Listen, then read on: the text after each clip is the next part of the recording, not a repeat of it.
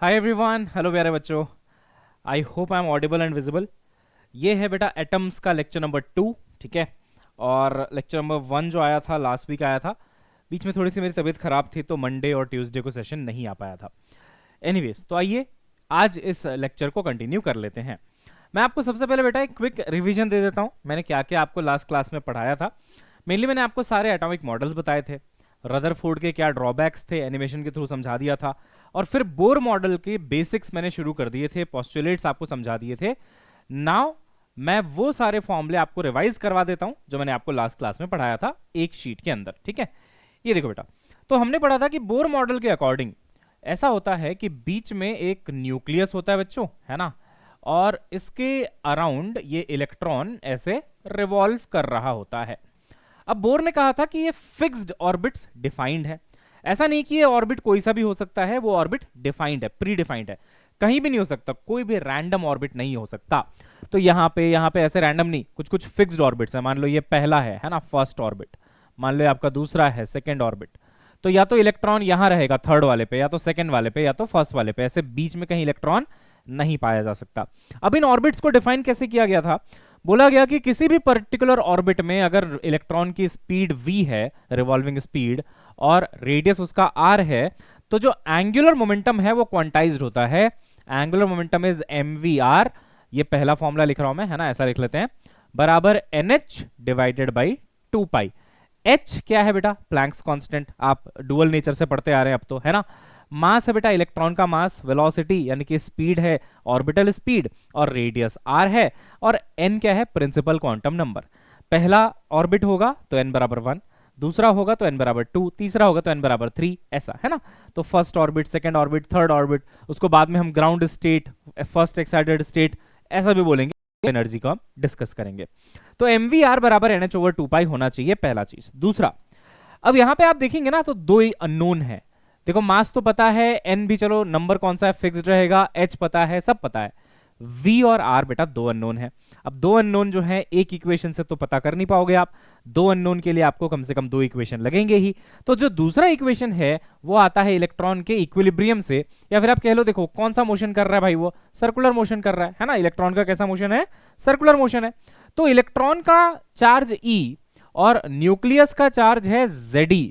हम ऐसा मान रहे हैं कि न्यूक्लियस के पास Z प्रोटॉन्स हैं। Z क्या होता है बेटा? Atomic number. हाइड्रोजन का 1 हो जाएगा, हीलियम का 2 हो जाएगा, लाइक दैट, है ना। तो एक प्रोटॉन है और यहाँ पे सिंगल इलेक्ट्रॉन मॉडल है बोर का, आप जानते हैं, तो एक ही इलेक्ट्रॉन है, और यहाँ पे जितने प्रोटॉन है 1 2 3 4 जितने भी हो सकते हैं, तो Ze। तो इनके बीच में ना एक इलेक्ट्रोस्टैटिक फोर्स लग जाता है, और that electrostatic attraction force is given by K Q1 Q2। तो ZE इंटू ई, तो ZE square upon R square, है ना, K Q1 Q2 by R square, Coulomb's law. और ये जो इलेक्ट्रोस्टैटिक फोर्स लगा इलेक्ट्रॉन में, इसको बैलेंस करेगा mv स्क्वायर बाई आर, यानी कि सेंट्रीफ्यूगल फोर्स, है ना। तो इलेक्ट्रॉन के फ्रेम से देखें तो इसको बैलेंस कर रहा होगा mv स्क्वायर बाई आर। अब ये दो इक्वेशन ही हैं जो बोर मॉडल में आपके लिए बेसिक का काम करते हैं, बाकी सारे इक्वेशंस यहीं से निकाले गए हैं। ये दो हैं। इससे अगर वेलोसिटी आ गई तो काइनेटिक एनर्जी आगे आएगी कल को। इससे अगर R आ गया तो पोटेंशियल एनर्जी आ जाएगी K Q1 Q2 by R से। पोटेंशियल एनर्जी हो, काइनेटिक एनर्जी हो, सब यहीं से आ जाता है। जब इसको सॉल्व किया गया तब जो आउटपुट्स मिले वो मैं आपको यहाँ पे लिख के दिखा देता हूं, सो दैट पिछली क्लास का बढ़िया रिवीजन हो जाए एंड देन आगे हम लोग बढ़ पाए। देखो जो इससे हमें रिजल्ट मिला, इसका रिजल्ट मिला, पहला हमें मिला R का फॉर्मूला। इन दोनों को सॉल्व करके सिंपल है, एक को उठा के दूसरे में रख दो, आ जाता है। बट आपको याद रखना चाहिए क्या है R का formula, n square by Z, है ना, हरिहरन यानी कि h स्क्वायर बेटा, हरिहरन बेटा 4 पाई 2 ले आना और मकई 2 ले आना। ये ट्रिक है इसको रिमेंबर करने का, जो मैंने बनाया है, मेरे द्वारा इजाद किया गया है। हरिहरन h स्क्वायर बेटा यानी कि बटा 4 पाई 2, है ना, 4 पाई 2, मकई 2 ले आना, 4 पाई 2 ले आना, 2 4 पाई और 2 मकई, बैठ के खाएंगे, ऐसा उनका प्लान है। ठीक है, बाकी n स्क्वायर बाई Z आपको याद रखना पड़ेगा, फैक्टर होता है। ठीक, अब अगर मैंने इसको सॉल्व कर दिया, मान लो एस एच की वैल्यू डाल दी, पाई की value, mass of electron K 9 electron का चार्ज, तो ये आता है बेटा n स्क्वायर बाई Z तो रहेगा ही, साथ में आता है 0.529 एंगस्ट्रॉम। चलो डन। दूसरा, अगर आप इसी को वेलोसिटी के लिए सॉल्व करेंगे, है ना, तो वेलोसिटी में आपको पूरा इक्वेशन याद करने की जरूरत नहीं है हर बार। ये r को आप यहां डाल दो, r को आप यहां डाल दो, v का इक्वेशन निकल के आ जाता है। लेकिन हाँ, वो जो आता है ना, वो ऐसा कुछ आता है z/n समथिंग समथिंग। उस समथिंग समथिंग को जब आप सॉल्व करते हो ना बेटा, तो z/n 2.2 इंटू 10 की पावर 6 मीटर पर सेकेंड आता है ना, 2.2 इंटू 10 की पावर 6 मीटर पर सेकेंड आता है। ये देखो 2.19 भी लिख सकते हैं, 2.2 चलेगा, है ना, इतना आ गया। अच्छा, अब आप बोलोगे सर समथिंग समथिंग याद करना है क्या? समथिंग समथिंग पूरा याद नहीं करना है, बट जो याद करना है मैं आपको बताऊंगा क्या है। देखो क्या है, हम ये पता करते हैं कि भाई रेडियस जो है वो मास के कैसे प्रोपोर्शनल है, मास पे कैसे डिपेंड कर रहा है, और चार्ज पे कैसे डिपेंड कर रहा है। क्योंकि जो क्वेश्चंस आते हैं ना, उसमें यही होता है कि अगर हमने इलेक्ट्रॉन हटा के कोई और चार्ज पार्टिकल वहां पे रख दिया जिसका चार्ज डबल है, ट्रिपल है, वॉटएवर ऐसा दे देंगे, तो रेडियस में क्या फर्क पड़ेगा। तो देखो बेटा, रेडियस का तो आपको फॉर्मूला याद है, inversely proportional to mass of the electron, है ना। तो radius is inversely proportional to mass of the electron. और अगर मैं चार्ज की बात करूं, देखो तो inversely proportional to E square भी है, देखो inversely proportional to E square भी है, सही है। R inverse proportional to mass, r inversely proportional to E square, done हो गया। अब मेरे को वेलोसिटी पता करनी है। अगर मैं इस इक्वेशन को ध्यान से देखूं, इस इक्वेशन को, है ना, यहां पे मैं ध्यान से देखूं, तो अगर मैं आर की जगह पे ये सब लिख दूं, आर की जगह पे, तो देख बेटा नीचे मास आएगा, नीचे मास, ऊपर का मास कैंसिल हो जाएगा। तो वेलोसिटी जो आता है ना, इंडिपेंडेंट ऑफ मास आता है। सोचा आपने मैंने क्या किया, ये उठा के यहां रख दिया आर के जगह पे, तो ये नीचे मास आ रहा था, इसमें इसमें ऊपर मास लिखा हुआ है, ये मास और ये मास कैंसिल हो जाएंगे। हेंस जो वेलोसिटी है इंडिपेंडेंट टू मास है, मास की पावर 0, इंडिपेंडेंट है, डिपेंड नहीं कर रहा, ये याद रखना जरूरी है, ठीक है। अच्छा, दूसरी चीज देखो, वेलोसिटी और चार्ज का रिलेशन बताता हूं, है ना। तो देखो यार, एक्चुअली है ना, है ऐसा कि इसको आप ऐसा भी तो लिख सकते हो कि v बराबर NH divided by 2πm into R, सही है ना। इससे थोड़ा सा आपको क्लियर आइडिया मिलेगा। अब देखिए, v जो है r के इनवर्सनली प्रोपोर्शनल है, इनवर्सनली v जो है r के इनवर्सनली प्रोपोर्शनल है। तो अगर r में e स्क्वायर नीचे था, तो v में e स्क्वायर ऊपर हो जाएगा, है ना। ये हो गया खत्म, ऐसे करना है, ठीक है ना। v proportional to E square हो जाएगा। बच्चा बोलेगा सर आपने मास में ये वाला लॉजिक क्यों नहीं लगाया कि r में 1/m है तो v में m आना चाहिए था। v में m आता, बिल्कुल आता, v में r की वजह से आता, लेकिन यहां पे भी तो एक m है ना, वो भी तो कैंसिल हो रहा है। देखो ना, जब आप r को यहाँ पे लिखोगे, r का इक्वेशन यहाँ पे डालोगे, तो यहाँ पे 1/m आएगा, 1/m और ये m कैंसिल हो रहे हैं, हेंस मास नहीं आता है v में। अब आते हैं बेटा एनर्जी पे। मान low energy, kinetic energy, potential energy, देखो डायमेंशन वाइज तो सब सेम ही होते हैं ना। तो अगर मैं एनर्जी की बात करता हूं, एनर्जी लिख लेता हूं सीधा, तो प्रोपोर्शनल टू मास आती है। कैसे? देखो काइनेटिक एनर्जी क्या होता है, हाफ mv स्क्वायर। अब बेटा v तो मास पे डिपेंड नहीं कर रहा, v तो मास पे डिपेंड नहीं कर रहा, कोई लेना देना नहीं है, लेकिन यहां तो एक मास आया ना, हाफ mv स्क्वायर में तो एक मास आया ना, ये वाला m, तो बस डायरेक्टली प्रोपोर्शनल टू m। अब यहां पे मैं e निकालूं, तो देखो e क्या है, e बराबर ये है ना, तो v स्क्वायर के प्रोपोर्शनल है, v स्क्वायर। तो अगर v में e स्क्वायर आया था, तो सोचो v स्क्वायर में e की पावर 4 आएगा, बिल्कुल, तो v स्क्वायर यानी कि एनर्जी में e की पावर 4 आएगा। ये चीजें अगर आपको याद हैं, आपसे क्वेश्चन बन जाएगा, कैसा भी क्वेश्चन आ जाए। आओ एक क्वेश्चन कराता हूं, फिर आपको आइडिया लगेगा कैसा क्वेश्चन आते हैं, थोड़ा आपको दिखाता हूं PYQ में क्या आया हुआ। देखो, radius of the first permitted Bohr orbit of the electron, first permitted orbit मतलब n बराबर 1। अच्छा, first permitted Bohr orbit of for the electron in a hydrogen atom, hydrogen atom मतलब z बराबर v1, हाइड्रोजन के लिए z atomic number 1 लोगे आप, ठीक है। तो उसका रेडियस मेरे को 0.51 एंगस्ट्रॉम दिया हुआ है ना, 0.51 एंगस्ट्रॉम। मैं कितना लिखता था, 0.529 एंगस्ट्रॉम लिखता था। सोचना n की वैल्यू 1, z की वैल्यू 1, ये भी 1, ये भी 1, तो कितना आता, 5.529, ठीक है। उसको 0.51 दिया है, कोई बात नहीं, जैसा भी दिया है। तो कह रहा है कि भाई रेडियस, स्मॉल r लिख लो, कोई नहीं, रेडियस है 0.51 एंगस्ट्रॉम, n की वैल्यू 1, z की वैल्यू 1, और उसकी जो ग्राउंड स्टेट की एनर्जी है, अच्छा एनर्जी का मैंने लास्ट क्लास में फॉर्मूला बताया था, -13.6 z square by n square electron volt. Kinetic भी लिखवाया लास्ट क्लास में, आप देखना लेक्चर 1 में, और पोटेंशियल भी लिखवाया बेटा, और टोटल भी लिखवाया। अभी पढ़ाऊंगा इस पे और डिटेल में कराऊंगा ये, बट अब यहाँ पे क्वेश्चन में आ गया तो लिखना पड़ रहा है ना, -13.6 z square by n square. अब बोल रहा है कि एनर्जी इक्वल्स -13.16 इलेक्ट्रॉन वोल्ट। तो सोचो z बराबर 1 n बराबर 1, तो सही बोल रहा है, -13.16 इलेक्ट्रॉन। ठीक है यार, हम 13.6 लेते हैं, 13.16 ज्यादा फर्क नहीं है ना। तो इतना इलेक्ट्रॉन वोल्ट है। चलो यहां तक सब सही है, तो मेरे को पहले से आता था। तुम बोलोगे तो मेरे को पहले से आता था कि z बराबर 1 रखूंगा, n बराबर 1 रखूंगा तो रेडियस इतना आएगा, एनर्जी इतनी आएगी, इसमें नया क्या है। अब वो कह रहा है कि इलेक्ट्रॉन को, हाइड्रोजन एटम में जो इलेक्ट्रॉन था उसको म्यूऑन से रिप्लेस किया गया, जिसका मास म्यूऑन से रिप्लेस कर दिया गया। इलेक्ट्रॉन गया, म्यूऑन आ गया, तो जिसका चार्ज सेम एज इलेक्ट्रॉन है, चार्ज में कोई फर्क नहीं पड़ा है, चार्ज सेम रहेगा, लेकिन मास जो है ना वो 207 गुना ज्यादा है इलेक्ट्रॉन के मास से, 207 गुना ज्यादा है। तो बताइए फर्स्ट ऑर्बिट का रेडियस अब कितना, और फर्स्ट ऑर्बिट की एनर्जी यानी कि ग्राउंड स्टेट की एनर्जी अब कितनी है ना। आइए देखते हैं बेटा। हमने बोला देखो भाई, अगर मैं सिर्फ इतना याद करके चला जाऊं एग्जाम में कि रेडियस होता है n²/z 0.529 एंगस्ट्रॉम, तब तो ये क्वेश्चन मेरे से होने से रहा है ना, कि मेरे को पता ही नहीं कि मास में कैसे डिपेंड करता है रेडियस, चार्ज पे कैसे डिपेंड करता है रेडियस। चार्ज तो चलो इस क्वेश्चन में कांस्टेंट है, कल कोई चार्ज का भी डिपेंडेंसी आ गया तो क्या करोगे। इसीलिए आपको पूरा का पूरा रिलेशन याद करवा दिया गया है। n²/z हरिहरन बेटा बटा है ना 4 पाई 2 ले आना, मकई 2 ले आना, या फिर एटलीस्ट आपको यही तो याद रह जाए कि रेडियस इनवर्सनली प्रोपोर्शनल टू मास होता है, और रेडियस इनवर्सनली प्रोपोर्शनल टू चार्ज का स्क्वायर भी होता है, जो लिखवाया मैंने पिछले स्लाइड में, याद है। ये देखो तीनों का लिखवा दिया, रेडियस का क्या है, वेलोसिटी का क्या है, एनर्जी का क्या है, तीनों लिखवा दिया। अब आप बोलोगे ठीक है सर, चार्ज तो सेम है, यहां से कोई फर्क पड़ नहीं रहा। अब मास के इनवर्स है, तो मास जितना बढ़ाऊंगा रेडियस उतना कम हो जाएगा। तो जो चीज पहले 0.51 एंगस्ट्रॉम थी, जो रेडियस पहले 0.51 एंगस्ट्रॉम, एंगस्ट्रॉम मतलब आंसर मीटर में है ना, हाँ, तो एंगस्ट्रॉम मतलब 10⁻⁻10 मीटर में आ गया। अब ये इसको आप क्या करो, 207 से डिवाइड कर दो, क्योंकि मास 207 गुना बढ़ गया है। तो सोचो मास बढ़ेगा तो रेडियस क्या होगा, कम होगा उतना ही फैक्टर से।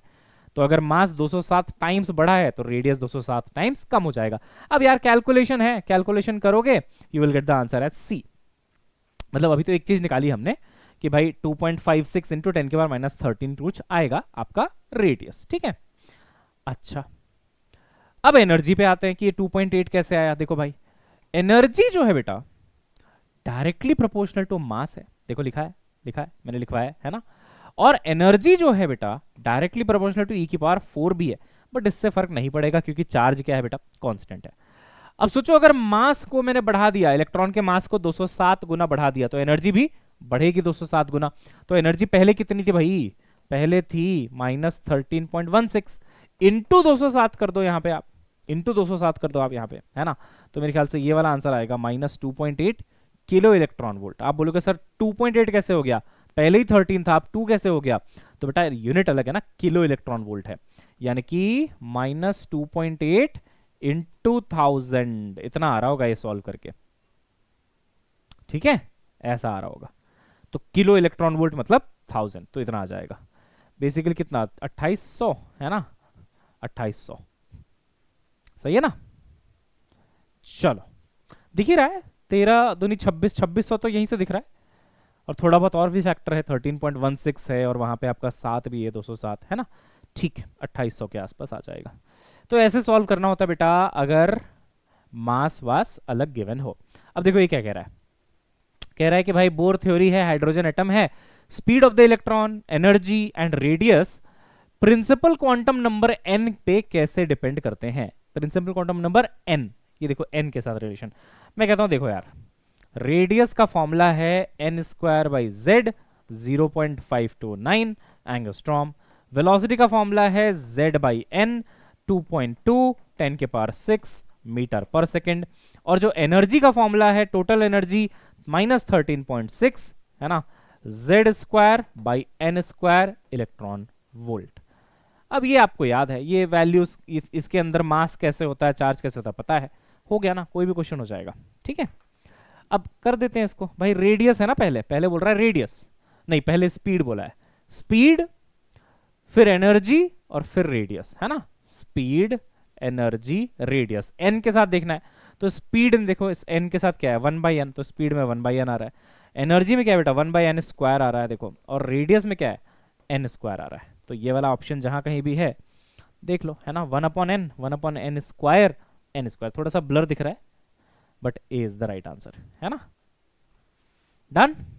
चलिए, एनर्जी इन एनथ ऑर्बिट, जैसे कि मैंने बताया ये फॉर्मूला है ना। देखो बेसिकली एनर्जी सबसे सबसे इंपॉर्टेंट पार्ट एनर्जी ही है ना। सबसे ज्यादा क्वेश्चन आप देखेंगे तो यहीं से आता है, और लाइमन, बामर, पास्चन ये सब तभी समझ में आएगा जब आप एनर्जी वाला पार्ट अच्छे से समझ पाओगे। देखो बेटा, हमने बोला कि कोई भी ऑर्बिट हो, मान लो ये आपका न्यूक्लियस है, ये आपका इलेक्ट्रॉन है, ठीक है, ये किसी ऑर्बिट में रोटेट कर रहा है जहां पे रेडियस r है, वेलोसिटी v है, प्रिंसिपल क्वांटम नंबर n है। तो हम बोलते हैं इस इलेक्ट्रॉन के पास दो एनर्जीज होती हैं। पहली है बेटा काइनेटिक एनर्जी, अच्छा काइनेटिक एनर्जी, और दूसरी है पोटेंशियल एनर्जी। काइनेटिक एनर्जी का जो फॉर्मूला है वो है +13.6 z square by N square electron volt, और पोटेंशियल में आ जाता है -27.2 और z square by N square electron volt. Basically potential energy magnitude wise देखा जाए, मैग्नीट्यूड वाइज तो काइनेटिक के डबल होती है ना। अब जब आप इन दोनों को जोड़ोगे तो क्या मिलेगा, टोटल मिलेगा। तो टोटल एनर्जी बराबर kinetic energy plus potential energy. बेटा इन दोनों को जोड़ो आप, तो z square by N square तो दोनों में कॉमन है ना। ये आया +13.6 या -27.2। आप जब इन दोनों को जोड़ोगे तो आंसर आएगा -13.6 z square by N square. यानी कि इस इलेक्ट्रॉन की जो टोटल एनर्जी है ना बेटा वो नेगेटिव है। ऐसा आप सैटेलाइट में भी पाओगे। जब कोई सैटेलाइट अर्थ के अराउंड रोटेट करता है तो उसकी एनर्जी भी नेगेटिव होती है, -g(m) डिवाइडेड बाई r, अगर आपने पढ़ा होगा ग्रेविटेशन कभी। अब ये नेगेटिव एनर्जी पता है क्या सिग्निफाई करता है? नेगेटिव एनर्जी सिग्निफाई कर रहा है कि पार्टिकल स्टेबल रहेगा, अपने ऑर्बिट में घूमता रहेगा। अगर कहीं आपने इतनी ही एनर्जी इसको पॉजिटिव में सप्लाई कर दी तो ये पार्टिकल बोलेगा अब मैं क्यों घूमूं तुम्हारे अराउंड, अब मैं निकल जाऊंगा। तो याद है अपन पढ़ते हैं ना ग्रेविटेशन में कि अगर कोई सैटेलाइट रिवॉल्व कर रहा है तो उसकी स्पीड को कितनी बढ़ा दें या काइनेटिक एनर्जी को कितना बढ़ा दें ताकि वो एस्केप कर जाए, छोड़ के चला जाए उस ऑर्बिट को। तो √2 टाइम्स का रिलेशन आता है, ऑर्बिटल वेलोसिटी टाइम्स √2 बराबर v एस्केप, है ना, वो सब करते हैं। तो बेसिकली नेगेटिव एनर्जी मतलब एनर्जी की कमी है, ये एक्चुअली लॉस में चल रहा है, नेगेटिव में चल रहा है ना, ऋण में चल रहा है, इसलिए बेचारा चक्कर लगा रहा है। जिस दिन इसके पास अच्छा खासा पैसा आ गया उस दिन छोड़ के भाग लेगा। समझे मेरी बात, है ना भाई। चलो अब आगे बढ़ते हैं, आ जाओ आगे बढ़ते हैं, आ जाओ। अब देखो कुछ कुछ बातें यहां पे बड़ी इंपॉर्टेंट मैं आपको बताता हूं। ऐसे लिखा जाता है कि काइनेटिक का मैग्नीट्यूड, ये मैग्नीट्यूड बता रहा है, बराबर टोटल का मैग्नीट्यूड। डन। अच्छा, पोटेंशियल का मैग्नीट्यूड बराबर 2 टाइम्स काइनेटिक का मैग्नीट्यूड। ऑल्सो पोटेंशियल का मैग्नीट्यूड बराबर 2 टाइम्स टोटल का मैग्नीट्यूड। इन दिस केस तो साइन भी सेम रहता है। तीसरे वाले केस में तो आप मैग्नीट्यूड ना लिखो तो भी सही है, क्योंकि पोटेंशियल एनर्जी एग्जैक्टली क्या है, डबल है टोटल एनर्जी के। ठीक है, अब इस पे थोड़ा सा डिस्कशन करते हैं, ये बड़ा इंटरेस्टिंग है, देखना आप। देखो बेटा,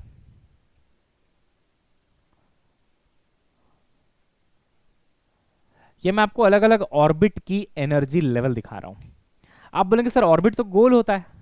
बेटा एनर्जी लेवल दिखाने के लिए, एनर्जी लेवल तो ऐसे दिखाऊंगा ना, ऐसे ऐसे।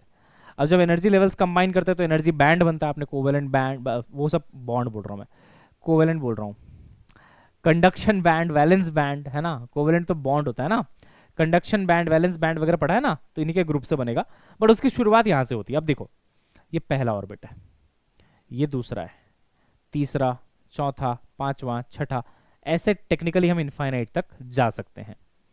पहले ऑर्बिट को अगर मैं n बराबर 1 का हूं तो दूसरा क्या है, n बराबर 2 है, n बराबर 3 है, n बराबर 4 है। पहले ऑर्बिट को एक नाम दिया गया है ग्राउंड स्टेट, ग्राउंड स्टेट, है ना, ये ग्राउंड है बेटा। ठीक है, तो ग्राउंड में n बराबर 1 है, ध्यान रखना।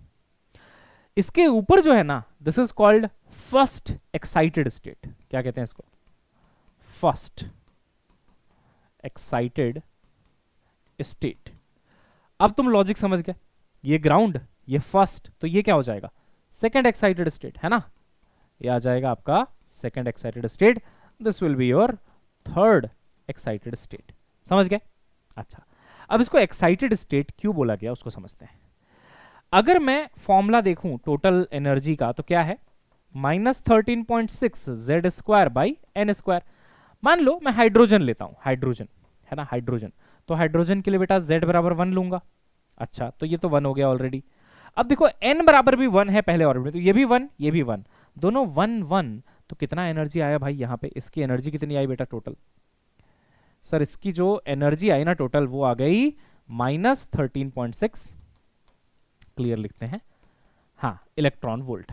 सही बोल रहा हूं भाई, z भी 1 कर दो, n भी 1 कर दो इस फॉर्मूले में। z 1 क्यों कर दिया, हाइड्रोजन है, और n 1 क्यों कर दिया, क्योंकि पहला ऑर्बिट है ना, ग्राउंड स्टेट है, फर्स्ट ऑर्बिट है। यहां पे आते हैं, अब सोचो यहाँ पे z तो 1 है ही क्योंकि हाइड्रोजन ही है, पूरे हाइड्रोजन का ही लिख रहे हो आप, n बराबर 2 कर दो, 2 2 जा 4 हो जाएगा, -13.6 अपॉन 4, ये आता है -3.4। अब मैं आपसे एक बहुत सिंपल सा सवाल पूछता हूं, अगर आप 1 से 2 पे चले गए, आप मतलब इलेक्ट्रॉन है ना, इलेक्ट्रॉन था 1 पे, कहां चला गया, 2 पे, 2 पे चला गया, तो बताओ उसकी एनर्जी बढ़ी या घटी, टोटल एनर्जी की मैं बात कर रहा हूं। जनरली बच्चा बोलता है कि सर देखो ना 13 थी यहाँ पे, 13 पॉइंट समथिंग, यहां जाके 3 हो गई तो घटी ना सर, घटी नहीं है बेटा, बढ़ी है, क्योंकि ये माइनस साइन है, energy is a scalar quantity, वो माइनस कोई डायरेक्शन नहीं बता रहा कि राइट लेफ्ट, वो बता रहा है कि एनर्जी की कितनी कमी है। यहां बहुत ज्यादा कमी थी, -13.6 की कमी थी, यहां जाते जाते कमी थोड़ी सी कम हो गई। ये ऐसे नहीं समझ में आता तो आप नंबर लाइन याद करो जो बचपन में सीखा था आपने, ये 0 है, ये 1 है, ये 2 है, ये 3 है, ये -1 है, ये -2 है, ये -3 है, तो यहां कहीं -13 भी आएगा। अब बताओ -13 छोटा है कि -3 छोटा है, जितना आप इधर जा रहे हैं आप छोटा वैल्यू की तरफ जा रहे हैं ना, तो ये छोटा है, ये बड़ा है, hence I will write -3 greater than -13 बेटा, यही वाला लॉजिक है ना। 0 की तरफ चले जाओगे और ज्यादा एनर्जी हो जाएगी, है ना, बिल्कुल। तो जितना आप ऊपर बढ़ते जाते हो, जितना आप ऊपर बढ़ते जाते हो, as n increases total energy also increases. अच्छा, जब ये लिख ही रहा हूं तो इस ओकेजन का फायदा उठाते हुए एक बात और लिख देते हैं, एज n इंक्रीजेस, ये n इंक्रीजेस हमने फिक्स किया है ना, इसके बारे में 3 चीजें लिखते हैं, टोटल एनर्जी का क्या होगा, काइनेटिक एनर्जी का क्या होगा, और पोटेंशियल एनर्जी का क्या होगा। चलो देखते हैं, मैंने n को बढ़ाया, n को बढ़ाया। अब काइनेटिक एनर्जी का अगर आप फॉर्मूला लगाओगे तो काइनेटिक में तो प्लस होता है, माइनस तो होता नहीं है, तो ये जो माइनस वाला लॉजिक था तो नहीं लगेगा उसमें। सोचो ना, आप काइनेटिक का फॉर्मूला देखो, n आपने बढ़ाया, n आपने बढ़ाया, n बढ़ाओगे तो ये पूरा का पूरा मैग्नीट्यूड कम हो जाएगा, तो हो सकता है 13.6 से +3.4 बन जाए, तो +3.4 तो छोटा है ना, इससे छोटा है ना, तो काइनेटिक एनर्जी घटती है, काइनेटिक एनर्जी घटती है, डिक्रीज होती है। थोड़ा सा समझिए इस बात को, इस काइनेटिक एनर्जी घटती है वाली बात को आप ऐसे भी कह सकते थे कि जो वेलोसिटी होती है बेटा वो होती है z/n, है ना, z/n, और 2.2 10⁻⁶। अब सोचो आप n बढ़ाओगे तो v तो घटेगा ही ना, अब v घटेगा तो काइनेटिक एनर्जी भी घट जाएगी, ठीक है। तो ये इस क्वेश्चन में कई लोग बहुत गलती करते हैं, कई बच्चे गलती करते हैं भाई, हाँ इसलिए समझा रहा हूं। तो n बढ़ेगा, टोटल एनर्जी बढ़ेगी, टोटल एनर्जी बढ़ेगी, आप हाइयर एक्साइटेड स्टेट में जा रहे हैं, इसीलिए इसको एक्साइटेड स्टेट कहते हैं, क्योंकि आप और ज्यादा एनर्जी पे जा रहे हो, तो एक्साइटेड है, इलेक्ट्रॉन एक्साइटेड है यहाँ पे, है ना, ज्यादा एनर्जी पे है, और ऊपर जाएगा सेकंड एक्साइटेड, और ऊपर जाएगा थर्ड एक्साइटेड, एनर्जी बढ़ती जाएगी। पोटेंशियल की बात करें तो पोटेंशियल में भी माइनस साइन आता है ना बेटा, माइनस साइन आता है, तो पोटेंशियल एनर्जी भी बढ़ेगी।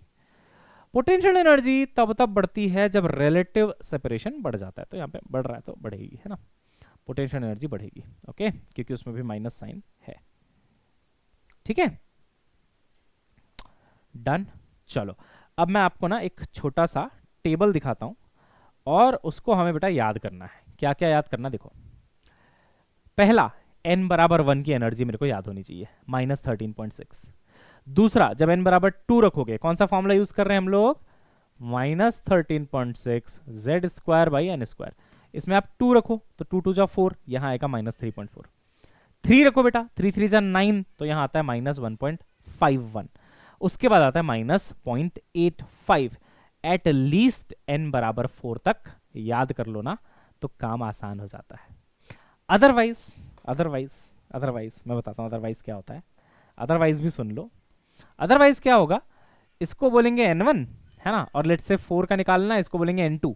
फाइनल वाले को n2 बोलते हैं, इनिशियल वाले को n1 बोलते हैं। फिर बोलेंगे कि अगर आपको एक्साइटेशन एनर्जी चाहिए, तो आप बोलिए E final minus E initial. ऐसी चीजें तो आप जानते हो ना, कि फाइनल में कितनी एनर्जी थी माइनस इनिशियल में कितनी एनर्जी थी, एक्साइटेशन, कि भाई यहां से यहां ले जाने में कितनी एनर्जी आई। अब मैं आपसे अगर ये सवाल सिंपली पूछूं कि यार बताओ 1 से 2 जाने में कितनी एनर्जी की आवश्यकता पड़ी, एक्साइटेशन एनर्जी कितनी थी, तो आप क्या बोलोगे, sir final minus initial. Final कितना है, -3.4, माइनस इनिशियल कितना है, -13.6। आप बोलोगे सर ये तो कुछ 10.2 इलेक्ट्रॉन वोल्ट आ रहा है। तो अगर वैल्यू याद है ना, तो सीधा आंसर आ जाएगा, सीधा आंसर आ जाएगा। जैसे कोई बोलता है कि भाई मान लो यहां से 1 से मैं 4 पे चला गया, है ना, एक्साइटेशन एनर्जी मेरे को चाहिए जब मैं 1 से 4 पे गया, तो बोलूंगा ठीक है भाई, E at 4 minus E at 1 निकाल ले। E एट 4 कितना है, -0.85, माइनस E एट 1 कितना है, -13.6। तो ये आ जाएगा आपका माइनस माइनस प्लस हो जाएगा, तो 0.85 plus 13.6। If I am not wrong ये कुछ 12.8 के आसपास आता है, 12.78 भी दिया होता है कुछ बुक्स में, 12.8 इलेक्ट्रॉन वोल्ट। मतलब इतनी एनर्जी की आवश्यकता है। अगर आप एक इलेक्ट्रॉन जो n बराबर 1 पे बैठा था उसको उठा के n बराबर 2 पे ले जाना चाहते हैं, अब आपको अगर वैल्यू याद है ना, तो आप सीधा माइनस कर लोगे, है ना, आपका तुरंत आंसर आ जाएगा। लेकिन अगर वैल्यू याद ना होता तो क्या करते, देखो, तब कहा जाता, मैं सारी वैल्यूज अभी लिखवाऊंगा, ठीक है ना, डोंट वरी, ये सबका जो गैप है, एनर्जी गैप, वो भी मैं आपको लिखवाऊंगा। अगर लेकिन आपको ये नहीं याद है कि यहाँ की एनर्जी कितनी, यहाँ की कितनी, यहाँ की कितनी, यहाँ की कितनी, n बराबर 4 तक, अब जनरली क्वेश्चन n बराबर 4 तक ही आता है एग्जाम में, आप देखोगे, तो आप ये करते, एनर्जी फाइनल यानी कि यहाँ पे लेट्स से n2 माना है, n2 को आप लिखते -13.6 जेड स्क्वायर बाई n2 का स्क्वायर माइनस। अब माइनस करके आप इनिशियल एनर्जी लिखते यहाँ की, तो उसमें भी एक माइनस आता, तो माइनस माइनस प्लस हो जाता, समझे ना। तो 13.6 जेड स्क्वायर बाई इसको बोलेंगे n1, है ना, नीचे वाले को n1 स्क्वायर। तो यहां से एक गंदा सा फॉर्मूला निकल के आएगा कि भाई जो एक्साइटेशन एनर्जी है वो आ रही है 13.6 जेड स्क्वायर को आप बाहर ले लो, ठीक है ना, यहां बचा 1/n1 स्क्वायर और यहां बचा 1/n2 का स्क्वायर। अब ऐसा क्वेश्चन आया कि देखो भाई 1 से 4 पे गया है पार्टिकल, तो तुम क्या करोगे, अगर एक्साइटेशन एनर्जी निकालनी है कहां से कहां तक, 1 से 4 तक, तो तुम बोलोगे ठीक है सर 13.6। मान लो हाइड्रोजन है तो z को 1 ले लिया, ओके। अब 1/n1 छोटा वाला वैल्यू, n1 मतलब छोटा, n1 मतलब छोटा, तो 1 से 4 गया है तो छोटा का वैल्यू हो गया 1 माइनस बड़े का वैल्यू हो गया बेटा 4। 4 का स्क्वायर कितना होता है 16। The moment you solve it, है ना, ये 16 एलसीएम हो गया, 16 माइनस 1 15, 15/16, तो 13.6 इंटू 15/16 करके देखना, यही आंसर आएगा। बट तरीका लंबा है ना। हालांकि ऐसा नहीं कि ये फॉर्मूला हमें याद नहीं करना, ये फॉर्मूला भी हमें याद करना है, बट मैं बस इतना कह रहा हूं कि अगर आपका सवाल बेटा 12.75 आ रहा है एग्जैक्टली, है ना, कोई नहीं, लगभग 12.8 लिख सकते हैं। हाँ, अगर आपका सवाल हो 1 से लेके 4 के बीच में कुछ भी पूछा हो, तो अगर डायरेक्ट वैल्यू याद है ना, तो बहुत समय बचता है। अदरवाइज ये तो है ही, एक्साइटेशन एनर्जी का फॉर्मूला फाइनल माइनस इनिशियल, है ना। हालांकि ये जो मैंने फॉर्मूला लिखवाया, even this we have to remember, क्योंकि अभी रिडबर्ग इक्वेशन भी यहीं से बनेगा, है ना, रिडबर्ग इक्वेशन भी यहीं से बनेगा, तो ये तो अपने को याद रखना ही है। तो एक बार कंक्लूड कर देते हैं, अगर किसी भी ऑर्बिट n1 से किसी भी ऑर्बिट n2 तक जाना हो, तो कितने एनर्जी की आवश्यकता पड़ेगी, उसको बोलते हैं एक्साइटेशन एनर्जी। इसका फॉर्मूला है 13.6 जेड स्क्वायर 1/n1 का स्क्वायर माइनस 1/n2 का स्क्वायर। लेकिन किसी भी ऑर्बिट लेट्स से n1 से अगर इंफिनिटी तक जाना हो, इंफिनिटी तक जाने का मतलब होता है इलेक्ट्रॉन को एटम से निकाल के बाहर फेंक दिया। भाई इंफिनिटी का क्या मतलब है? आखिरी ऑर्बिट, मतलब बाहर ही निकाल दिया ना, एटम के से बाहर निकाल दिया। यहां क्या किया था, n1 से n2 पे ले गए थे, था तो एटम के अंदर ही वो, है ना। अभी यहां बाहर निकाल दिया। ये इलेक्ट्रॉन बाहर निकालने की जो प्रक्रिया होती है इसको कहते हैं आयनाइजेशन। और ऐसी हरकत करने में जिस एनर्जी की आवश्यकता पड़ेगी, है ना, n1 से इन्फिनिटी तक ले जाने में जिस एनर्जी की आवश्यकता पड़ेगी उसको कहते हैं आयनाइजेशन एनर्जी। है ये भी एक टाइप का एक्साइटेशन ही, लेकिन इसमें स्पेसिफिक बात यह है कि आपने इतना एक्साइट किया कि आप n बराबर इंफिनिटी तक ले गए। तो सोचो यही फॉर्मूला लगाओगे, क्या लगाओगे, 13.6 Z square 1/n1 square, n1 की जगह पे इसकी वैल्यू डाल देना, -1 ये इंफिनिटी है ना बेटा। फाइनली आपको इंफिनिटी तक जाना है। अब 1/इंफिनिटी का स्क्वायर भी है, ये तो जीरो ही आएगा, 1/इंफिनिटी तो जीरो आएगा। Hence your answer for ionisation energy is 13.6 Z square divided by n1 square. अब देखो होता क्या है, मैक्सिमम केसेस में n1 की वैल्यू 1 के बराबर होती है। वो बोलते हैं भाई ग्राउंड स्टेट पे था इलेक्ट्रॉन, वहां से उठा के बाहर निकाल दो। तो आप यहां पे n1 की जगह पे 1 डाल देना। अगर 1 डालोगे, है ना, 1 डालोगे तो ये आयनाइजेशन एनर्जी है ग्राउंड स्टेट की। किसकी? ग्राउंड स्टेट की। This is called ionisation energy of ground state. अब बोलेगा अच्छा नहीं, सेकेंड एक्साइटेड स्टेट से मेरे को आयनाइजेशन एनर्जी करवानी है, कि इलेक्ट्रॉन ऑलरेडी सेकेंड एक्साइटेड पे था, मतलब n बराबर 3 पे था, तो n बराबर 3 से इनफाइनाइट पे लेके जाना है, तो यहां पे आप n1 की जगह पे 3 डाल देना, है ना। समझ गए ना मेरी बात। बट मोस्टली आपसे क्या पूछा जाता है कि ग्राउंड से इंफिनिटी तक ले जाने में कितनी एनर्जी लगेगी, तो वो 13.6 जेड स्क्वायर है। डन। अच्छा अब देखो इसमें ना अलग अलग केसेस में आपको आयनाइजेशन एनर्जी निकाल के दिखाता हूं मैं। फॉर्मूला आपको याद हो गया। देखो मान लो ionization potential energy of hydrogen, तो क्या फॉर्मूला था, एनर्जी आयनाइजेशन का क्या फॉर्मूला था, 13.6 जेड स्क्वायर, एन की वैल्यू 1 ले लो। सिर्फ आयनाइजेशन लिखा है तो मेरे को ग्राउंड स्टेट सही है, एन बराबर 1 लेना है। अब इसमें जेड भी 1 लोगे क्योंकि हाइड्रोजन है, तो इतना ही आ जाएगा। अच्छा हीलियम प्लस, तो हीलियम क्या होता है बेटा, जेड बराबर 2 होता है, तो 2 स्क्वायर लिख दोगे, इतना आ जाएगा। Lithium plus plus double plus, तो जेड बराबर 3 ले लोगे, इतना आ जाएगा। तो किसी भी एटम की ionisation potential energy 13.6 into Z square होती है। ठीक, चलिए अब अपने इक्वेशन में वापस आते हैं बेटा। देखो लिखने को मैंने जरूर ये फॉर्मूला लिखा है, बट मैं दोबारा रिपीट कर रहा हूं सेम बात। अगर अप टू n बराबर 4 है तो आप सीधा वैल्यू रट लो, बहुत काम आएगा।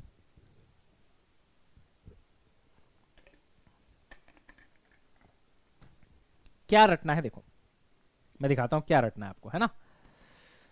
सभी ऑर्बिट की पहले तो एनर्जी पता होनी चाहिए। पता नहीं कितना क्लियर दिख रहा है ये। यहां की एनर्जी -13.6, यहां की -3.4, -1.51 और फिर -0.85। 4 एनर्जीज हैं, 4 लेवल तक की, है ना। अब मैं इसको ना उसी डायग्राम में बता दूं, ज्यादा अच्छा रहेगा, है ना। देखो सबकी एनर्जी लिखी हुई है ना यहाँ पे, ज्यादा क्लियर नहीं दिख रहा है, ज्यादा क्लियर दिख रहा है 13.6, 3.4, है ना, अच्छा दिख रहा है ये। ठीक, अब अगर कोई कहता है कि भाई साहब मेरे को ना 1 से 2 पे जाना है, कहां से कहां जाना है बेटा, 1 से 2 पे जाना है, तो आप बोलोगे अच्छा तो इसको इससे माइनस करोगे, 3.4 माइनस 13.6, ये आता है बेटा 10.2 इलेक्ट्रॉन वोल्ट। कितना आता है, 10.2। अच्छा मान लो मेरे को 2 से 3 पे जाना है, तो देखो ये 1.5 है और ये 3.4 है लगभग, है ना। क्या आता है बेटा, लगभग 1.89 इलेक्ट्रॉन वोल्ट। अब देखते हैं मेरे को याद भी है कि गलत बोल रहा हूं मैं, बिल्कुल याद है, कैसे गलत बोलूंगा, 10 साल हो गए। 1.89। अब देखो 3 से 4 पे जाना है बेटा, 3 से 4, तो सोचो ये 1.51, ये 0.85 घटाओगे ना, ये आता है 0.66 इलेक्ट्रॉन वोल्ट। ये वैल्यूज अगर याद रह गई ना, आप देखोगे कितना टाइम बचाओगे आप क्वेश्चन के अंदर, है ना। अपडेट करने बोला विंडोज। इतना टाइम बचाओगे आप, देख रहे हो, 1 से 2 का, 2 से 3 का, और 3 से 4 का, 5 तक नहीं जाना अपने को, है ना। अच्छा, अब किसी ने बोला नहीं नहीं नहीं, मेरे को ना सीधा ले चलो 1 से 3 पे, सीधा 1 से 3, तो ये वैल्यू और ये वैल्यू जुड़ जाती है ना। तो ये आता है कुछ 12.1, 12.1।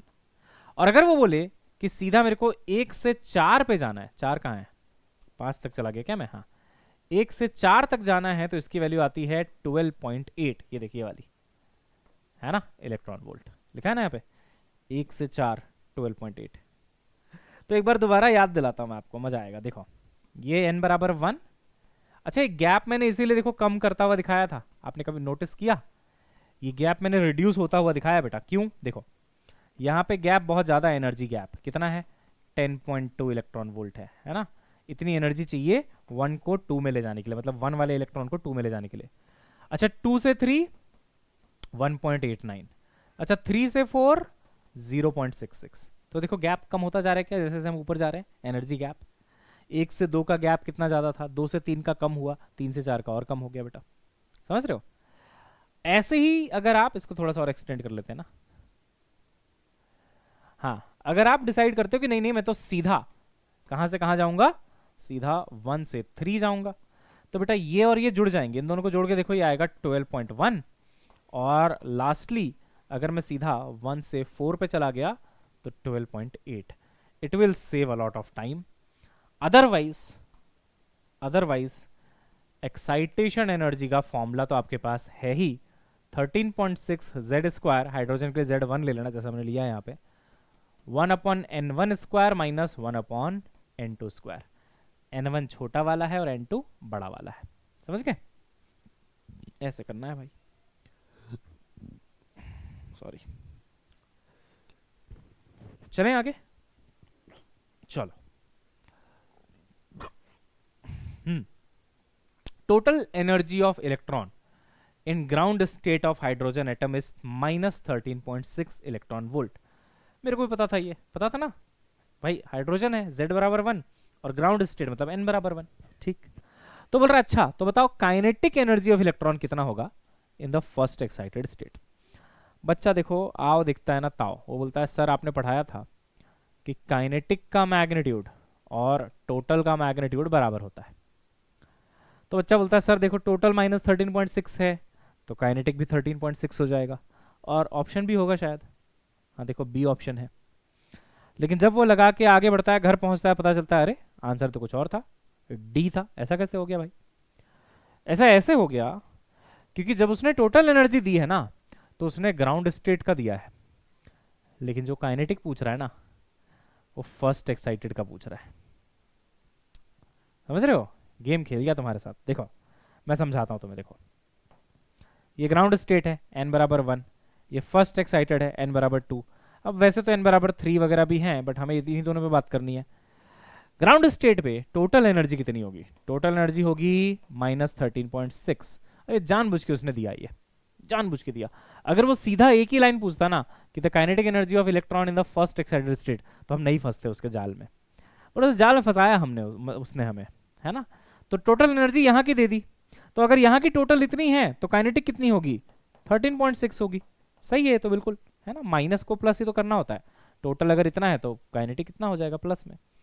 बट ये आंसर क्यों नहीं है, क्योंकि इसकी एनर्जी पूछ ही नहीं रहा। अब वो काइनेटिक इसकी पूछ रहा है, मैं बोलूँगा भाई इसकी पूछ रहा है तो एक काम कर, इसका टोटल तो याद है ना मेरे को, -3.4, तो इसका काइनेटिक कितना होगा, +3.4, वही अपना आंसर है। तो थोड़ा सा क्वेश्चन को ध्यान से पढ़िए, है ना, कई बार ये घुमा देते हैं आपको। यहाँ का टोटल देके यहाँ का काइनेटिक पूछा हुआ है, तुम्हें लग रहा है कि टोटल देके काइनेटिक पूछ रहा है तो तुम ये आंसर कर देते हो, बट ऐसा नहीं है। काइनेटिक यहाँ का नहीं पूछ रहा, यहाँ का पूछ रहा है। टोटल यहाँ का दिया था, काइनेटिक वहां का पूछ रहा है, समझ गए। चलो आयनाइजेशन एनर्जी मैंने आपको पढ़ा ही दिया है ना, हो ही गया ये। The ionisation potential of hydrogen is 13.6, है भी बिल्कुल सही है, 13.6 जेड स्क्वायर, जेड बराबर 1। Then what is the ionisation potential of helium. भाई किसी भी एटम का ionisation potential energy 13.6 Z square electron volt होता है। तो हीलियम के लिए Z बराबर 2 डाल दूंगा यहाँ पे, 2 दूनी 4, और 13 इंटू 4 है ना, ये कुछ 54 के आसपास आता है मेरे ख्याल से, 13.6 इंटू 4 54.4 या 2 वट इलेक्ट्रॉन वोल्ट। अब ये एनर्जी है, बट वो आपसे क्या पूछ रहा है, पोटेंशियल। आपको मैंने डुअल नेचर में पढ़ाया था कि अगर आप पोटेंशियल निकालना चाहते हैं और एनर्जी आपको इलेक्ट्रॉन वोल्ट में गिवन है तो किसी कन्वर्जन फैक्टर की आवश्यकता नहीं है, सीधा आप इलेक्ट्रॉन वोल्ट को वोल्ट लिख सकते हैं और आपका आंसर आ गया। हालांकि अगर यही एनर्जी जूल में गिवन होती, अब आपको पोटेंशियल निकालना होता वोल्ट में, तो आप उस जूल वाली एनर्जी को स्मॉल ई से यानी कि इलेक्ट्रॉनिक चार्ज से डिवाइड कर देते। यहां नहीं करना पड़ेगा, है ना। तो आंसर सिंपल है 54.2। ठीक है। अब देखो बेटा, next, wavelength corresponding to spectral lines, ये क्या चीज है इसको समझते हैं। ठीक है, देखो बेटा, मैंने आपको ना पहली क्लास में एक बात समझाई थी कि जब इलेक्ट्रॉन लोअर ऑर्बिट से, कहां से भाई, ये n बराबर 1 है, ये 2 है, ये n बराबर 3 है, ये n बराबर 4 है। अगर कोई इलेक्ट्रॉन लो से उठ के, है ना, लो से उठ के हाई में जाना चाहता है, देखो यहां पे कम एनर्जी है ना, यहां से ऊपर जाना चाहता है, तो कैसे पॉसिबल है? It is possible by absorption of a photon. मतलब इस प्रोसेस में अगर वो 1 से 2 पे गया तो वो एक फोटोन को क्या कर लेगा, एब्जॉर्ब कर लेगा, एब्जॉर्ब द फोटोन, है ना, फोटोन को एब्जॉर्ब कर लेगा इलेक्ट्रॉन और बोलेगा फोटोन भाई जितनी भी एनर्जी है ना तुम्हारे पास मुझे दे दो, तुम्हारी एनर्जी लेके मैं n बराबर 1 से n बराबर 2 में चली जाऊंगी। ऐसा इलेक्ट्रॉन कह रही है, क्योंकि उसको ज्यादा एनर्जी पे जाना है। आप सोचो गांव से शहर जा रहे हो तो पैसे की जरूरत पड़ेगी ना, वो फोटोन से लेता है वो।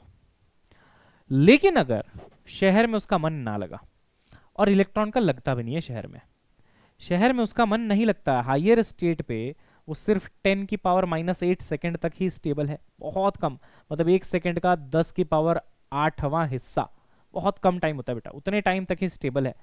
फिर बेचारी कहती नहीं नहीं अपना गांव ही अच्छा था, धरती सुनहरी अंबर नीला हर मौसम रंगीला, ये नीचे आ जाती है।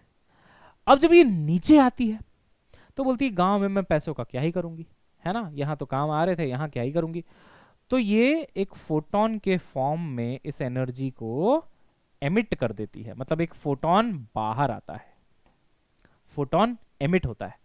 सोचो जब नीचे से ऊपर जाना था, गांव से शहर में जाना था, तो फोटोन को एब्जॉर्ब किया गया, उसकी एनर्जी लेके शहर तक पहुंच गए, शहर में मन नहीं लगा, नीचे आए, नीचे आते समय फोटोन एमिट किया। तो इन्होंने बोला कि what is the wavelength of this emitted photon, क्या हम ये निकाल सकते हैं? जो फोटोन एमिट किया ना उस इलेक्ट्रॉन ने, नीचे आते समय फोटोन निकाल दिया, अब उस फोटोन का वेवलेंथ कितना है? अब देखो ये वेवलेंथ ना फिक्स्ड होगा डिपेंडिंग ऑन एनर्जी लेवल्स। जैसे कि मैं आपको अगर थोड़ा सा बेसिक बताऊं, जैसे कि मान लो हाइड्रोजन ले लेते हैं, Z बराबर 1, समझना इस बात को ना, इससे आपको पता चलेगा कि एटम्स कौन से हैं, पता कैसे किया गया था, कैरेक्टरिस्टिक्स ऑफ एटम्स कैसे पता किए गए थे वो पता चलेगा। तो अगर हाइड्रोजन है तो यहाँ की एनर्जी है -13.6 और यहाँ की -3.4, बल्कि इससे ज्यादा आपको अब ये याद हो गया कि 1 से 2 का जो एनर्जी गैप है 10.2 है, 10.2 है। तो हाइड्रोजन में जब भी इलेक्ट्रॉन 2 से 1 पे कूदेगा, कितना एनर्जी का फोटोन बाहर आएगा? 10.2 इलेक्ट्रॉन वोल्ट, क्योंकि उस 1 और 2 के बीच का एनर्जी गैप उतना ही है ना, 10.2, उतने का ही फोटोन बाहर आएगा। अब आप जानते हैं बेटा कि एनर्जी बराबर होता है 1240 अपॉन लैम्डा इन नैनोमीटर, है ना। तो अगर मेरे को इसका वेवलेंथ चाहिए, इस फोटोन का, एनर्जी तो है मेरे पास इलेक्ट्रॉन वोल्ट में, ये इलेक्ट्रॉन वोल्ट में एनर्जी तो है, वेवलेंथ चाहिए तो मैं क्या करूंगा, लैम्डा बराबर 1240 अपॉन 10.2, मैं अप्रोक्सीमेटली निकाल रहा हूँ, ठीक है, इसको मैं 10 मान के निकाल रहा हूँ, लगभग 10 मान लेता हूँ इसको। तो 1240 अपॉन 10 कितना होगा, कुछ आएगा आपका 124 नैनोमीटर, 124 नैनोमीटर। इतनी एनर्जी का फोटोन निकलता है जब कोई इलेक्ट्रॉन 2 से 1 में कूद जाता है हाइड्रोजन के अंदर। अब जो हमारे पुराने जमाने में साइंटिस्ट थे ना, वो यही कराते थे, एटम्स के ऊपर फोटोन डाल के उसको एब्जॉर्ब करवा लेते थे, इलेक्ट्रॉन ऊपर चला जाता था, फिर इलेक्ट्रॉन थोड़ी देर में अपने आप एमिट करता था। तो जो एमिट हुए ना फोटोन, उसको एक स्पेक्ट्रोमीटर में नोट कर लेते थे। स्पेक्ट्रोमीटर जो लाइट को डिटेक्ट कर लेगा और बता देगा कौन सा वेवलेंथ है, तो वहां पे वो सारे इलेक्ट्रॉन्स फोटॉन्स जो निकले उसको नोट कर लेते थे और देखते थे कि कौन कौन सा फोटोन आया, कौन कौन सा फोटोन आया। तो जो जो फोटोन आया, जैसे 124 का आया, समझ जाते थे अच्छा ये तो 2 से 1 पे कूद के आया होगा। वैसे एनर्जी लेवल फिक्स है ना सभी के, भाई 3 से 2 वाला कुछ और होगा, है ना, 4 से 3 वाला कुछ और होगा। तो देखते थे अच्छा एमिशन में ये फोटॉन्स हैं, अच्छा फिर पता कर लेते थे अच्छा ये एनर्जी लेवल ऐसा ऐसा होगा तो ये वाला आइटम है ये, समझ गए, ऐसे पता करते थे। अब यहीं पे आप हीलियम ले लोगे तो वैल्यू चेंज हो जाएगी। हीलियम में Z की वैल्यू 2 होती है, तो 2 2 जा 4, तो ये वैल्यू कुछ 40.8 आएगी, 4 गुना ज्यादा आएगी, 4 गुना, क्योंकि Z स्क्वायर का फैक्टर है ना एनर्जी में, तो 4 गुना ज्यादा आएगी 40.8।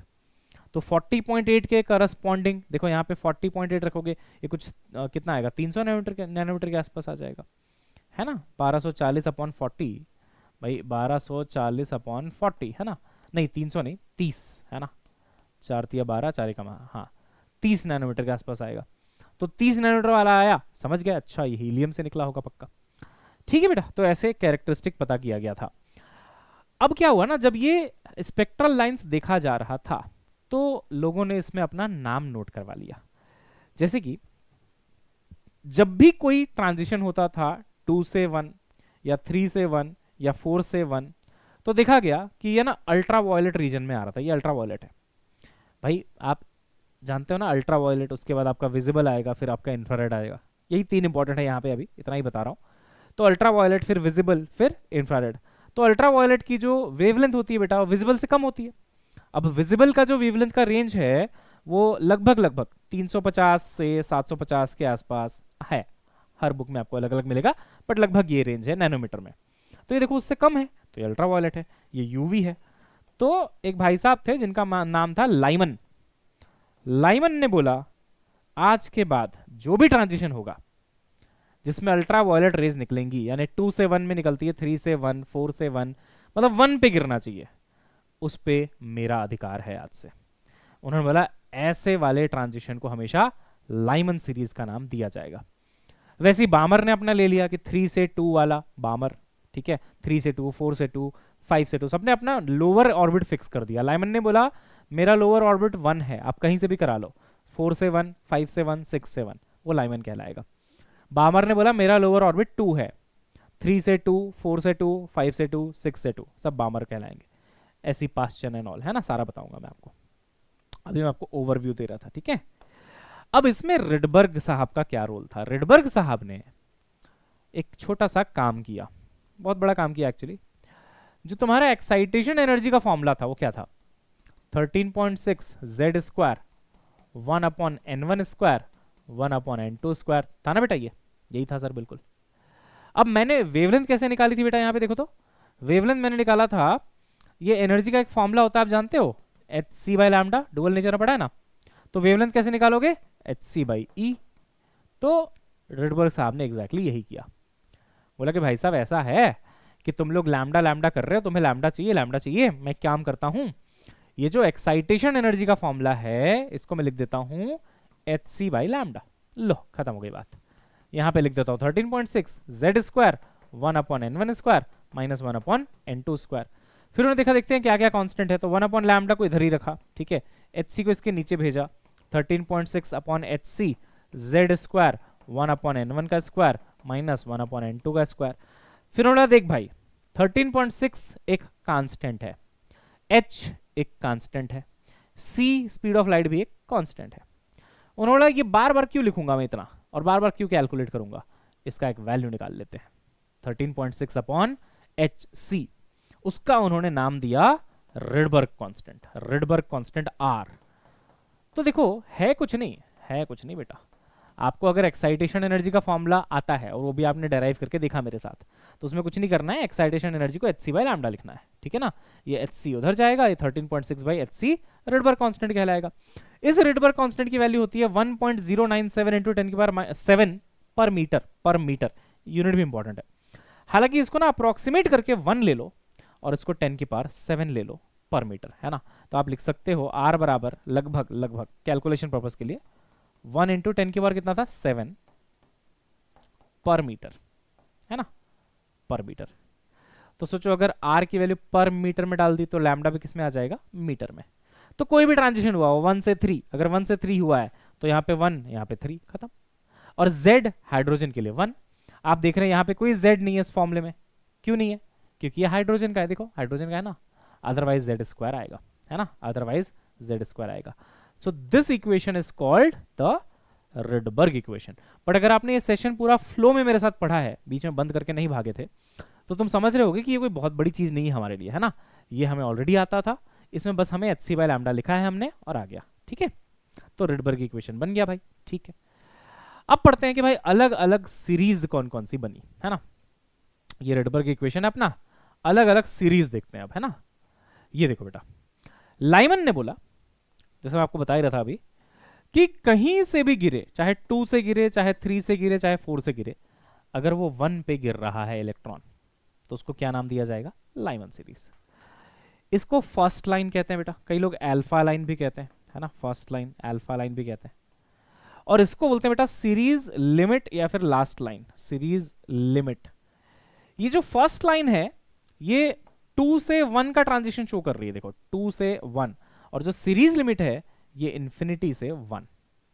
भाई एंड तो 1 पे ही होना है, फिक्स्ड है, लाइमन है तो एंड तो 1 पे ही होना है। ये आपका बेटा अल्ट्रा वायलेट रीजन में मिलता है, अभी मैंने करके दिखाया भी था ना, 2 से 1 को दाया था इलेक्ट्रॉन को, है ना, कितनी वेवलेंथ आई थी, कुछ 124 के आसपास, अल्ट्रा वायलेट रीजन में है। अब बेटा बामर, बामर में क्या होता है, कोई भी ट्रांजिशन हो आपका 2 पे एंड होगा, है ना, एक सेकेंड ना,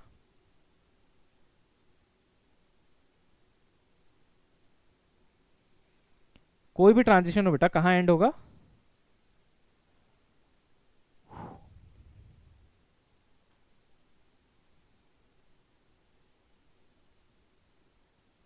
हाँ एक सेकेंड, कोई भी ट्रांजिशन कहां एंड होगा, 2 पे एंड होगा। अब जैसे बामर है मान लो, तो ये 3 से 2 का इसका पहला लाइन रहेगा। अब आप सोचो 3 से 2 का एनर्जी गैप बताया था मैंने आपको, कितना बताया था, 1.89 बताया था ना, भूल गए। ये देखो एनर्जी गैप मैंने आपको सभी का लिखवाया है, सभी का लिखवाया है, कहाँ गया, कहाँ छुप गया भाई तू, हाँ ये देखो 2 से 3 1.89। तो अगर छींक आते आते सॉरी, मुझे लगा छींक आते आते रुक गई बट आ गई वो। हाँ अगर मैं इसके करस्पॉन्डिंग वेवलेंथ निकालूं तो वेवलेंथ कैसे निकालूंगा, 1240 डिवाइडेड बाई 1.89, ये लगभग 2 है, कुछ 650 640 के आसपास नैनोमीटर आता है। ये बेटा विजिबल रीजन है, देख ये तेरा विजिबल रीजन है ना, ये विजिबल रीजन है बिल्कुल। तो इसलिए बामर जो आता है ना वो विजिबल में आता है। तो 3 से 2 हो या 4 से 2 हो, है ना सारे। अच्छा एंड 2 में हो रहा है, एंड जो है वो 2 में हो रहा है ना, तो 3 से 2 क्या कहलाएगा, 3 से 2 फर्स्ट लाइन कहलाएगा, और ये लास्ट लाइन या फिर लिमिट कहलाएगा, समझ गया ना, इंफिनिटी से 2, 3 से 2 मतलब एंड हमेशा 2 पे होगा। अब कोई बच्चा बोलता है सर बामर में 1 से 2 आ सकता है क्या, 1 से 2, ये बहुत ही बकवास बात है। हम लोग एमिशन पढ़ रहे हैं, एमिशन तब होता है फोटोन का जब इलेक्ट्रॉन ऊपर से नीचे आता है। आप क्या कह रहे हो, 1 से 2 आप नीचे से ऊपर ले जा रहे हो, सरासर गलत बात है बेटा, ऐसे नहीं बोलना, है ना, ऊपर से नीचे आना है यार। तो 2 पे गिरना है तो मिनिमम 3 से ही तो गिरोगे, 3 से कम से कैसे गिरोगे, 1 से कैसे गिर जाओगे 2 पे, 1 से तो उठोगे ना 2 पे। तो 2 पे अगर गिरना है तो 3 से गिरोगे, 4 से गिरोगे, ऊपर से तो गिरोगे भाई, हाँ। तो 3 से 2, 4 से 2, 5 से 2, 6 से 2, ऐसे इन्फिनिटी से 2। ये आता है बेटा विजिबल में, लिखवा दूंगा मैं। उसके बाद है पास्चन जिसमें मिनिमम 3 है, उसके बाद है ब्रैकेट जिसमें मिनिमम 4 है, फिर आपका फंड जिसमें मिनिमम 5 हो जाता है, ठीक है ना।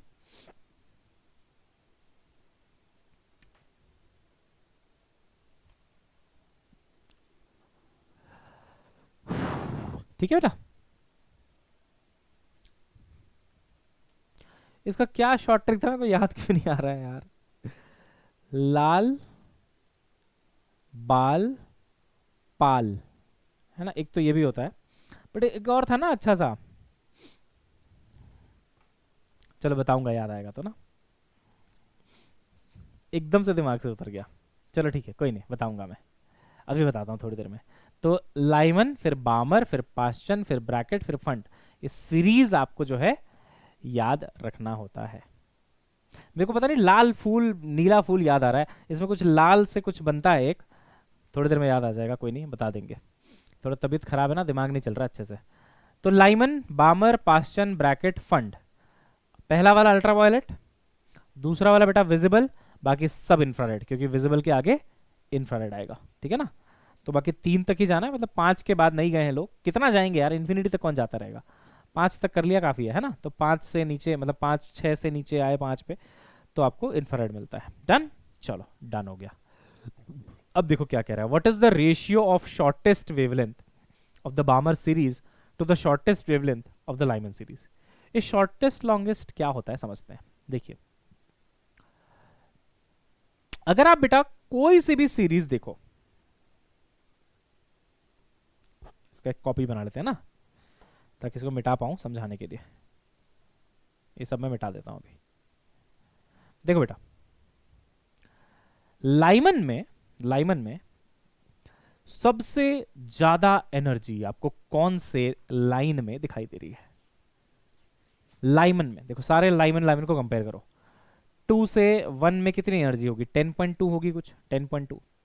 अच्छा, 3 से 1 में कितनी होगी, 12.1 होगी, लिखवाया मैंने, देखना कॉपी में। 4 से 1 में कितनी होगी, 12.8 होगी। तो सोचो, जैसे जैसे आप इधर बढ़ रहे हो ना, ये एनर्जी बढ़ रहा है। बच्चे बोलते हैं सर आप कुछ भी बोलते हो, अभी कुछ देर पहले बोल रहे थे कि एनर्जी गैप कम होता है ऊपर जाने से। वो अलग चीज़ थी रे बेटा, वो ये चीज़ थी कि इसका गैप, फिर इसका गैप, फिर इसका गैप, ये कम हो रहा था ना। लेकिन यहां तो मैं क्या कर रहा हूं, पहले मैं 2 से 1 पे गिरा, अब मैं सीधा 3 से 1 पे गिर रहा हूं, तो ये तो बड़ा ही होगा इससे भाई, है 3 से 1 तो बड़ा ही होगा। मैं 3 से 2 की बात नहीं कर रहा, हाँ 3 से 2 छोटा हो गया इससे, 3 से 2 छोटा हो गया, 4 से 3 और छोटा हो गया, 5 से 4 और छोटा हो गया, वो एक अलग चीज़ है। अब थोड़ा उससे बाहर निकलो। अब मैं कह रहा हूं कि 2 से 1 पे कूदे आप, तो 10.2 इलेक्ट्रॉन वोल्ट का फोटोन निकाला। 3 से 1 पे कूदोगे तो ज़्यादा इलेक्ट्रॉन वोल्ट का निकालोगे, 12.1। 4 से 1 12.8, ऐसे है ना, कंटिन्यू करेगा। तो सोचो सबसे ज्यादा एनर्जी कब मिलेगी, जब आप इन्फिनिटी से 1 पे कूदोगे। तो लास्ट लाइन हमेशा मैक्सिमम एनर्जी देती है। और क्योंकि एनर्जी का फॉर्मूला होता है बेटा hc बाय लैम्डा, ये दोनों इनवर्स हैं, एक दूसरे के एंटी हैं, इनवर्स हैं, इसलिए यहां पे लैम्डा आपको मिनिमम मिलेगा हमेशा किसी भी सीरीज में, यही लॉजिक है। फर्स्ट लाइन मिनिमम एनर्जी देगी, कंपेयरिंग ऑल द वेवलेंथ और एनर्जीज ऑफ लाइमन ओनली। अब ये मत बोलना कि सर इससे कम तो यहाँ की एनर्जी है, बेटा वो बामर है, मैं लाइमन को कंपेयर कर रहा हूँ, सिंपल है ना। तो पहली लाइन में कम से कम एनर्जी मिलेगी, और क्योंकि एनर्जी कम इसलिए लैम्डा ज्यादा। तो उसने क्या बोला, उसने बोला भाई साहब शॉर्टेस्ट वेवलेंथ, सबसे कम वेवलेंथ बामर का। मैंने बोला देख भाई, बामर की अगर मैं बात करूं तो लैम्डा मिनिमम कब मिलेगा, जब ट्रांजिशन होगा इन्फिनिटी से 1, मानते हो, सॉरी इन्फिनिटी से 2, बामर में तो 2 पे होगा ना, हाँ। और अगर मैं लाइमन की बात करूं, लाइमन तो लैम्डा मिनिमम कब मिलेगा, जब ट्रांजिशन होगा इन्फिनिटी से 1। तो लगाओ फॉर्मूला, लगाओ ससुरा फॉर्मूला, बामर में लगाओ 1 अपॉन लैम्डा बी बराबर। अब रिडबर्ग कांस्टेंट का चक्कर मत लेना, वो कैंसिल हो जाएगा। आर हाइड्रोजन है ना, हाँ, बिल्कुल है, तो z को आप 1 ले लो, और z लिखो भी तो कैंसिल हो ही जाना है। 1 अपॉन n1 मतलब छोटा, 1 अपॉन n1 स्क्वायर, n1 मतलब छोटा, छोटा कितना है, बामर में 2 है छोटा, है ना, तो 2 का स्क्वायर 4, माइनस 1 अपॉन n2 का स्क्वायर, n2 मतलब बड़ा, तो बड़ा तो इतना बड़ा है कि 1 अपॉन इन्फिनिटी करूंगा तो 0 हो ही जाना है, तो 0 हो गया, इतना ही लिख दो आप। सिमिलरली 1 अपॉन लैम्डा लाइमन बराबर, देखो r हो गया रिडबर्ग कांस्टेंट, चाहो तो z स्क्वायर भी लिख लो, बट हाइड्रोजन के लिए 1 है। अच्छा, अब देखो वही चीज लाइमन में कहाँ है, इन्फिनिटी से 1, तो छोटा यानी कि n1 ये हो गया, और n2 ये हो गया, छोटा और बड़ा। तो छोटा 1 अपॉन छोटा, छोटा का स्क्वायर 1 ही हो गया, माइनस 1 अपॉन बड़े का स्क्वायर, बड़ा कितना हो जाएगा 0। ये आंसर है भाई। किसका किसका रेशियो निकालना था तेरे को बता, shortest wavelength of Balmer to shortest wavelength of Lyman, मतलब तेरे को निकालना बेटा lambda Balmer upon lambda Lyman. अगर इन दोनों का रेशियो लिया ना तो 1/1 का रेशियो आएगा, और वो आएगा 1/4, बट ये आएगा 1 upon lambda बामर 1 upon lambda Lyman. अब इसका उल्टा कर दो, है ना, तो 4 आ जाएगा। मेरे को b अपॉन l चाहिए ना, ये तो 1 अपॉन 1 अपॉन है ना, 4 आ गया, डन। चलो भाई 4 आ गया। ये आपका होमवर्क है, लिखिए। अब इस बार बोल रहा है longest wavelength of Lyman, longest wavelength of बामर। Longest wavelength के लिए क्या लोगे, पहली लाइन, फर्स्ट लाइन, क्योंकि उसमें एनर्जी मिनिमम, वेवलेंथ मैक्सिमम। ठीक है, ये आप होमवर्क कर लेना। ये इसका सॉल्यूशन भी दिया हुआ है, आंसर आ जाएगा। अब number of possible transitions from nth state n(n-1) divided by 2, ये क्या है इसको समझते हैं। देखो बेटा, मान लो एक इलेक्ट्रॉन था n बराबर 1 पे था, n बराबर 2 भी है इधर, इधर n बराबर 3 भी है, और इधर n बराबर 4 है। मान लो ये जो इलेक्ट्रॉन है यहां पे था, अचानक से एक फोटोन आया।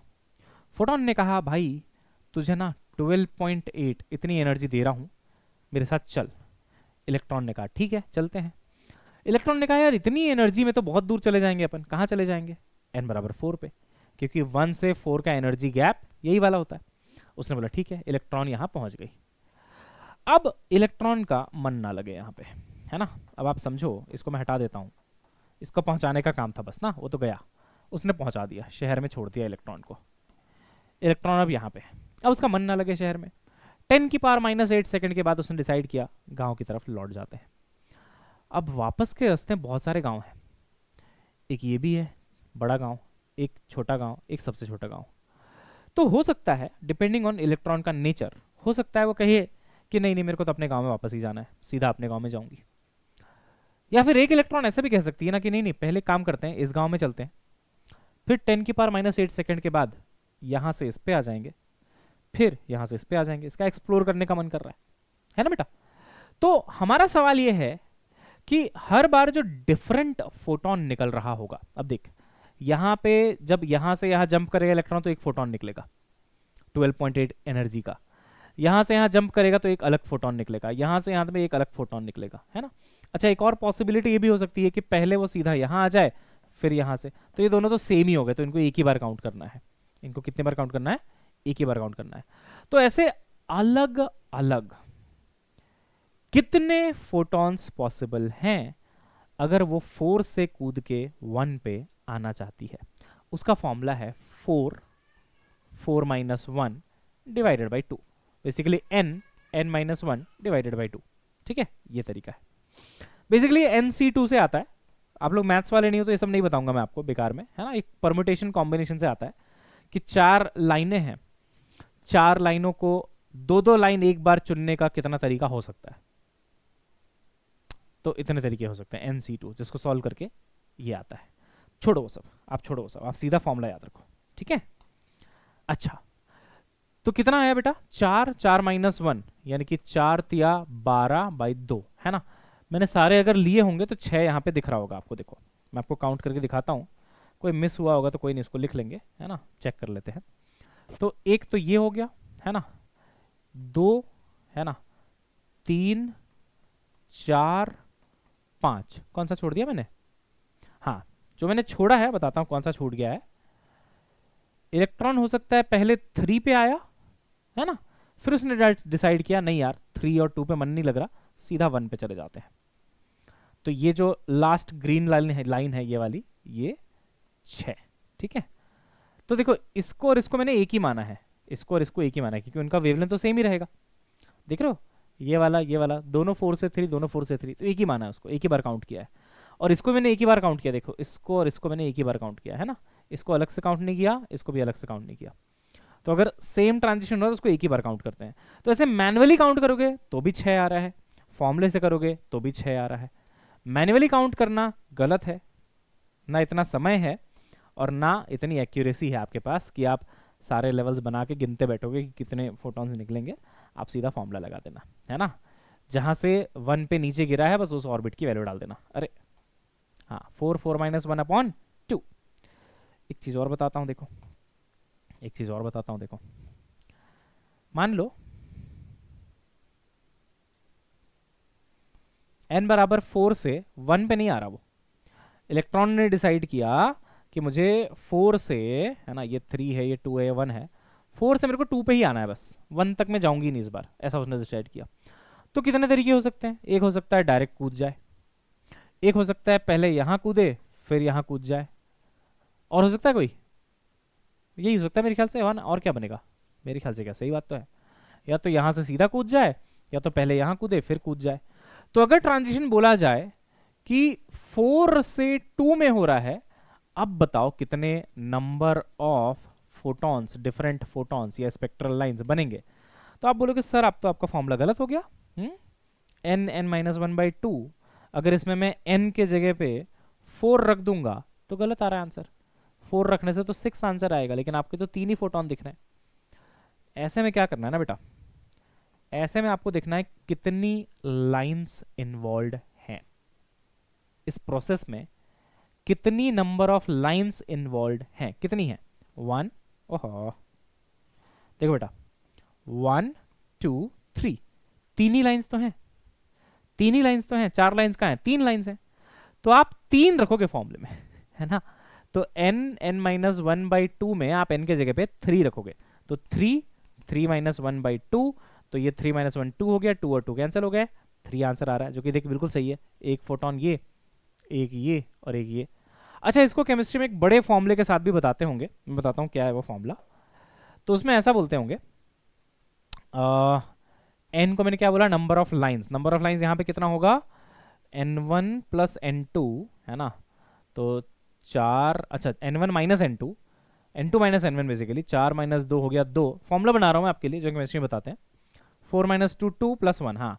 तो ये n जो मैं बोल रहा हूँ ना, ये जो n है ना, ये नंबर ऑफ लाइंस है, नंबर ऑफ लाइंस है, इसका फॉर्मूला होता है n2 माइनस n1 प्लस 1।